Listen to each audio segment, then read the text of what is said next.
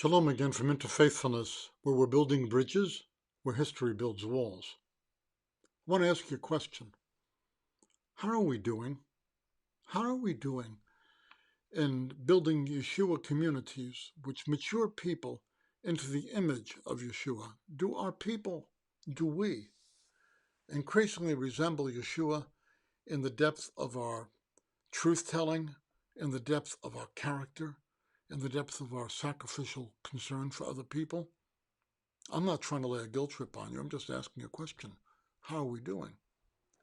If you're like me, you'll say, we could be doing a lot better. And I think part of the problem is the structure of our meeting together. We meet together as if in a theater where a congregation is really an audience, where a worship team is really a band, and where the action takes place on a stage. Now, I'm not against these things. Not at all. I've spent a lot of time on the stage doing music myself, as many of you know. But the question is this the modality which is best for developing spiritual and relational character? I don't think so. I think that what we need to rediscover is household spirituality. We need to rediscover that relationships and spirituality are a face-to-face affair. And that's why we're doing this series and why I'm going to be looking at a number of books with you this year on this subject, because I believe it's serious business. This book that we're looking at now, When the Church Was a Family, is by Joseph Hellerman.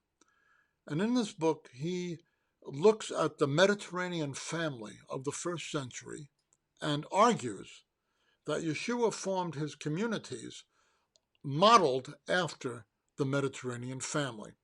So today we're going to learn a little bit about the Mediterranean family of the first century. We're going to learn a little more about it in the weeks ahead, but in the days ahead. But you won't agree with everything that you hear. I don't, but you need to hear it. We need to have something to think about because we need to reconsider how we're doing and whether there's a better way for us to do what we're called to do. So let me give you a few characteristics of the Mediterranean family. Here's the first. It's not romance, but alliance. People did not generally marry because they fell in love with each other, although there's nothing wrong with love, and some people did love each other. But people married in order to form alliances from one family to another. Marriage was a way of strengthening the social position of different families, the safety of those families, the prestige of those families. Marriage was not a personal affair. Marriage was a family affair. That's interesting. Put that away in the corner of your mind. We'll be looking at it some more at a later time. Secondly, in such a construct, a woman's greatest dishonor was to not produce male children. Her children became members of her husband's family.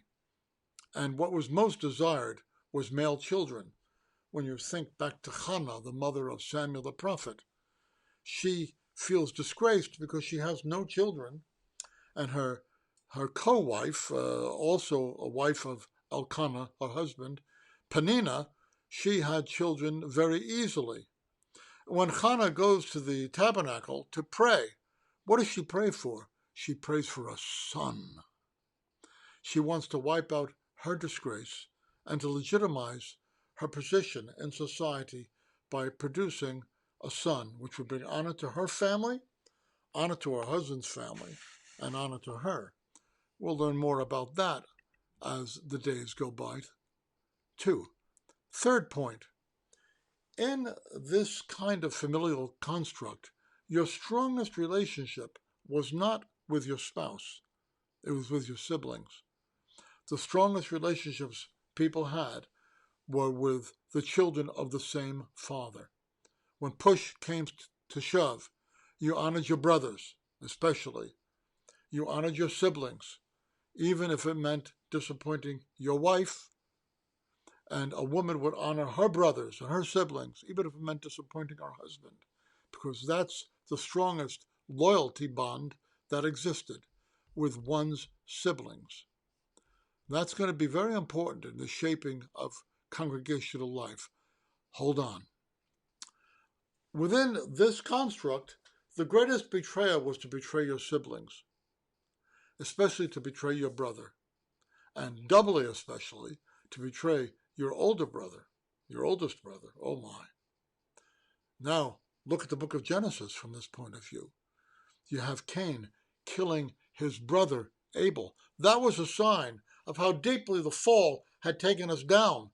The fall happens, and then humankind falls into the deepest betrayal of all, the betrayal of one's brother.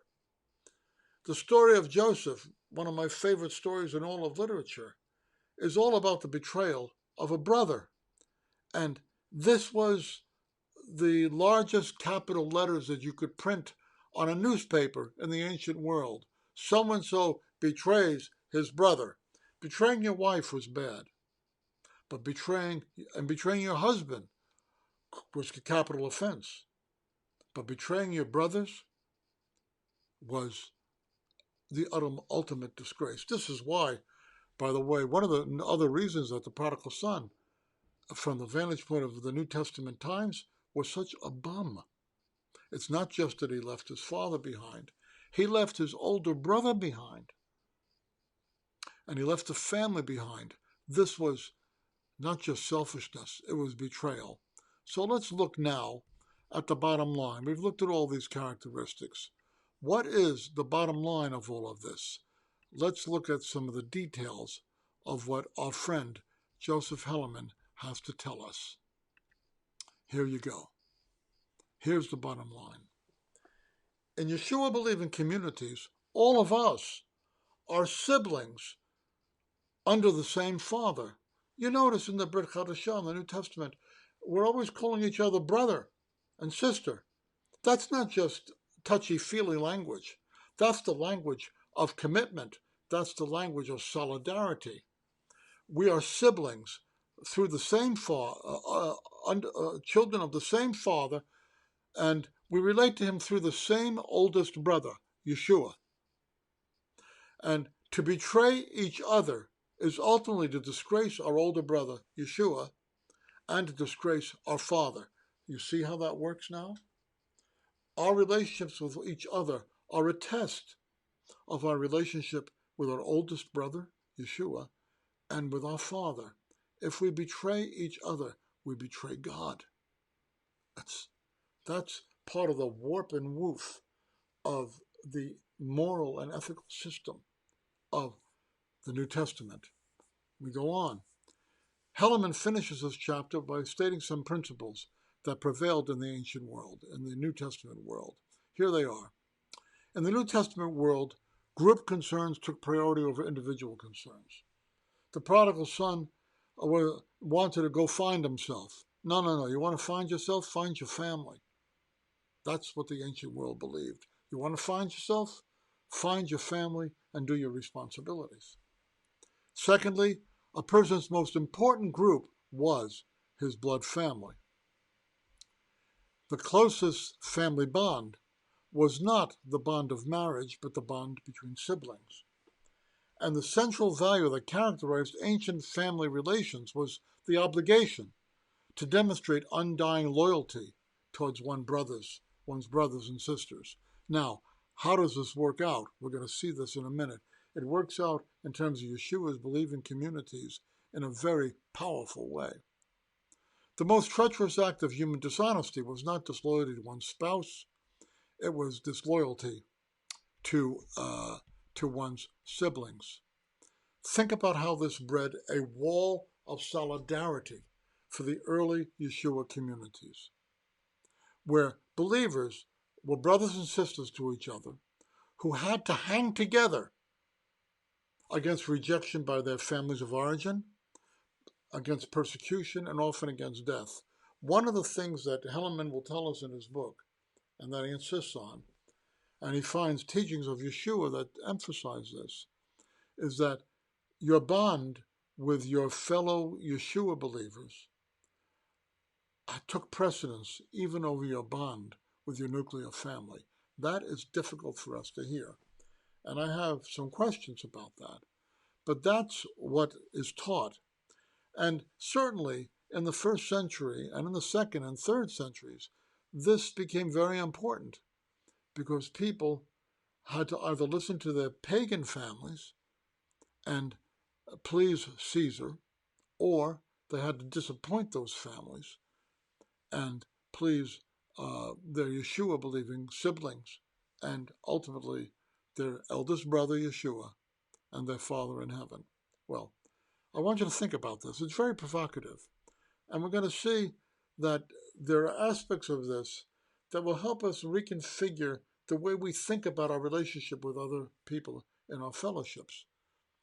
We're being destroyed by individualism, where we can't really depend on each other, we don't really reveal ourselves to each other, and we just don't grow. We'll say more about that in future sessions here at Interfaithfulness, where we're building bridges, where history builds walls. Shalom for now.